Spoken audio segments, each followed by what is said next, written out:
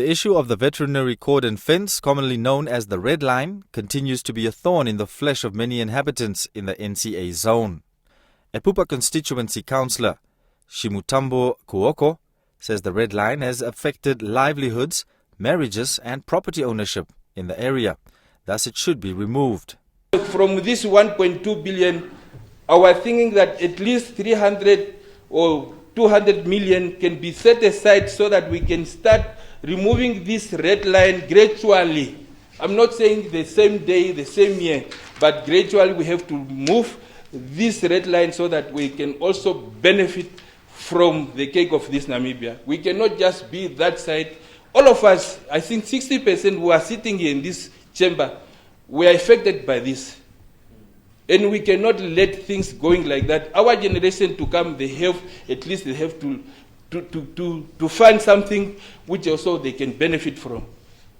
Can you wrap up, Honorable? Honestly, as a lawmaker, I think that the ministry and the government have to start somewhere so that we can remove this red line for all of us. And it's not only the livestock which we cannot benefit, even the marriages. Kuoko further called for the purchasing of more resettlement farms and for these to be allocated to farmers in the Gum settlement, as well as people expected to be repatriated from Botswana, and to residents of Kunene and Irongo who struggle with persistent drought.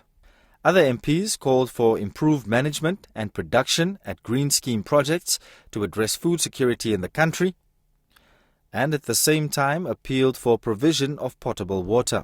You know, agriculture is the backbone of any growing economy, led only for the purpose of food security, but it connects and interacts with various industries in a country.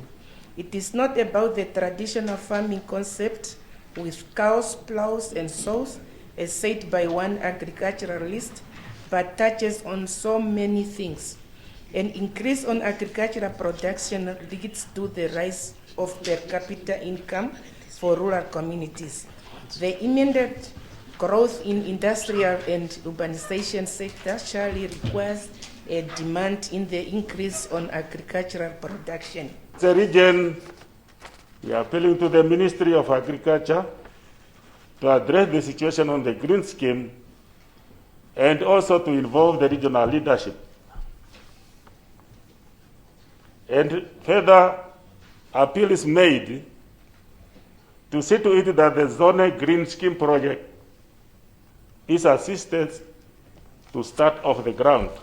Rundu Rural Constituency Councillor Paulus Mbangu accused government of failing to implement the Maputo Declaration, which called for each African state to allocate at least 10% of their annual budget to the agriculture sector. Our subsistence farmers are facing a problem because the soil quality, the soil have lost its fertility. They've been cultivating on this land for years and years. And they never rotated their crop farming. Hence, we are appealing for the Ministry of Agriculture to introduce the subsistence farming subsidy program in order to provide fertilizers to our farmers. What we need in this country is just to give fertilizers to our subsistence farmers. Then the production will be maximized. In his contribution to debate, the councillor for Amuni's constituency, Peter Kadongominya, called for a face-to-face meeting with the Minister of Agriculture, Water and Land Reform to brief MPs on the ministry's planned programs for the year.